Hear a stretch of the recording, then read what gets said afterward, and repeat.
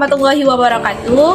Perkenalkan, saya Teti Rosalina dan rekan-rekan saya yaitu Indri Yolanda Simangunsok, Natalia Borusehyongdik, Sri Ayuningsih Borusiagian, dan Wiwil Salsabila Borudepari. Kami dari kelompok 2 mata kuliah Evaluasi Pembelajaran Antropologi yang diampu oleh Bapak Dr.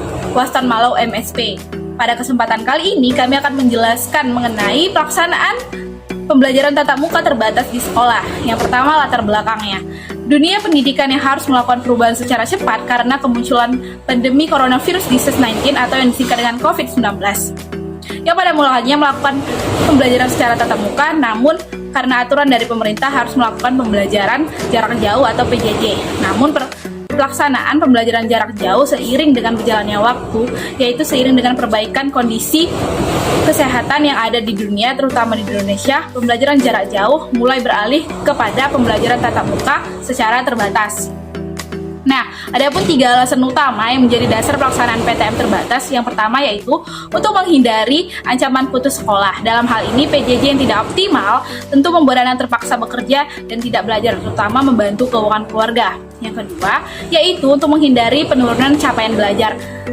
Yang ketiga, yaitu guna menghindari resiko psikososial atau kondisi individu mencakup aspek psikis dan sosial pada anak selama PJJ. Nah, tentunya berikutnya itu syarat pelaksanaan pembelajaran tatap muka di sekolah secara terbatas. Yang pertama yaitu mengedepankan prinsip kehati-hatian dan mengutamakan kesehatan dan keselamatan guru, siswa, dan semua tenaga kependidikan dan keluarganya. Yang kedua, berlangsung secara dinamis menyesuaikan resiko kesehatan dan keselamatan yang ditetapkan oleh pemerintah pusat, yakni baik PPKM, baik PPKM mikro maupun PPKM darurat. Yang ketiga, kegiatan persekolahan di 6 provinsi yaitu DKI Jakarta, Jawa Barat, Banten, Jawa Timur, Daerah Istimewa Yogyakarta, dan Bali wajib melaksanakan pembelajaran jarak jauh atau pembelajaran dari rumah sesuai dengan ketentuan PPKM darurat yang berlaku. Keempat, satuan pendidikan pada wilayah selain 7 provinsi dalam PPKM darurat dapat memberikan opsi pembelajaran tatap muka terbatas setelah memenuhi daftar periksa yang dipersyaratkan. Kelima, orang tua, wali pada wilayah selain 7 provinsi dalam PPKM darurat memiliki kewenangan penuh dalam memberikan izin kepada anaknya untuk memilih mengikuti kegiatan PTM terbatas atau belajar dari rumah. Keenam, yaitu guru, siswa, dan orang tua serta tenaga kependidikan wajib menerapkan protokol kesehatan 5M.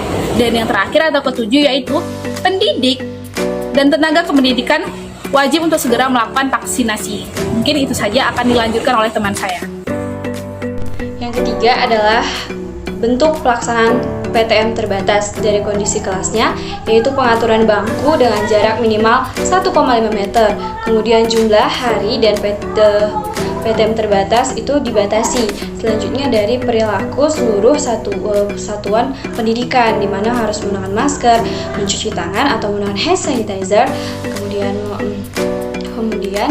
menjaga jarak dan menggunakan etika bersin dan batuk. Kemudian kondisi medis seluruh satuan warga sekolah yang dipastikan harus sehat. Yang selanjutnya adalah perihal kantin. Di masa transisi atau bulan pertama tidak diperbolehkan, namun di kebiasaan baru sudah diperbolehkan. Begitu juga dengan perihal ekstrakurikuler dan kegiatan pembelajaran di luar sekolah. Dan yang keempat adalah masalah dalam pelaksanaannya. Yang pertama karena sejumlah tenaga pendidik itu belum divaksin.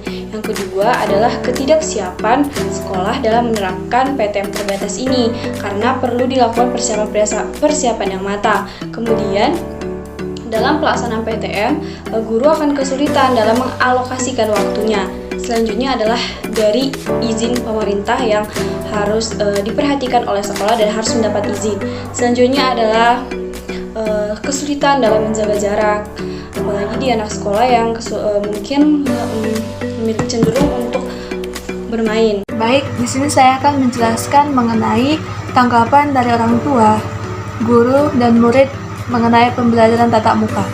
Yang pertama, kita akan membahas mengenai tanggapan orang tua. Nah, kita ketahui bahwasanya setiap orang itu mempunyai perbedaan pendapat yang berbeda-beda. Begitu juga dengan orang tua atau pendapat orang tua mengenai PTM tersebut. Ada orang tua yang turut senang dengan pembelajaran tatap muka terbatas, sekaligus merasa khawatir. Namun, untuk mengantisipasi kekhawatiran orang tua tersebut, mereka mengambil inisiatif untuk mengantar jemput anaknya. Namun ada juga orang tua yang mendukung penuh PTM dikarenakan sebagian orang tua merasa selama anaknya belajar daring, anaknya mengalami kesulitan seperti tidak semangat, mengeluh sulitnya belajar online, biaya, dan lain sebagainya. Yang ketiga, ada orang tua yang tidak setuju dengan PTM dikarenakan anaknya yang memiliki riwayat penyakit bawaan, komorbid, mada penyintas, dan lain sebagainya. Nah, selanjutnya kita akan membahas mengenai tanggapan murid.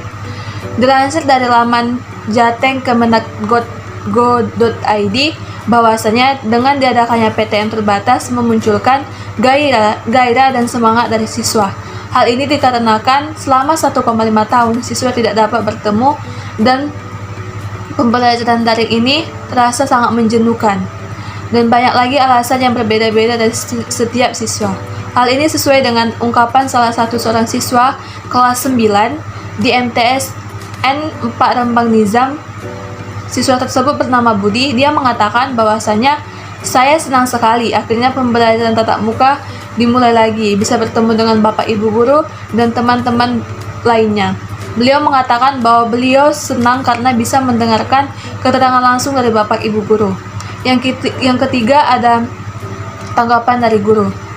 Kita ketahui bahwasanya guru memiliki peran penting dalam keberhasilan pelaksanaan PTM terbatas tahun ini, karena tenaga pendidik juga harus beradaptasi dengan sistem pembelajaran terbatas. Ini tentunya banyak perubahan dari pembelajaran tatap muka biasa dengan yang terbatas kini. Penulis telah merangkum beberapa tanggapan dari beberapa guru merujuk dari beberapa laman. Yang pertama, respon guru dari MTSN 4 Rembang menyambut gembira PTM terbatas karena dapat menyampaikan pembelajaran secara langsung, serta selama daring guru merasa banyak kendala, dan siswa juga mengalami kejenuhan dan begitu juga dengan guru.